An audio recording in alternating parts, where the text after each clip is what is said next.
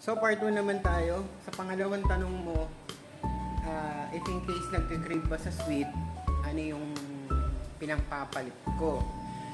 So nung panahon na jubis pa ako, mahilig kasi ako sa pastry, mahilig ako sa donut. So nung panahon na nagsisimula ako, hindi ko pa siya talaga tinanggal agad-agad. So matagal ko siya natanggal. So hindi mo siya agad-agad matatanggal ng biglaan. So matatanggal mo siya dahan-dahan. So meron ka pangalawang tanong about sa cheat meal.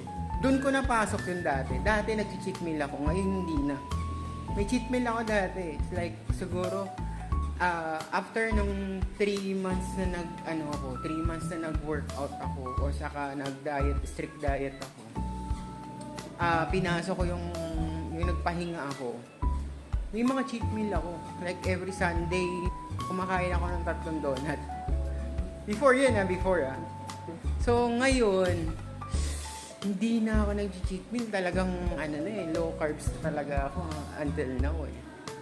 Pero pag nagsisimula ka, pwede mong gawin kasi is kung nagke-crave ka talaga dyan sa sweet is pwede kang uminom ng mga zero carbs, zero calories na soda muna. O tapos hanap ka ng mga low carbs na candies or low carbs na pagkain na medyo sweet para masatisfy lang yung sweet tooth mo. Pero hindi mo agad-agad matatanggal yun. Like, food is addiction kasi. Lalo pa sa mga jubis. Food is really addiction.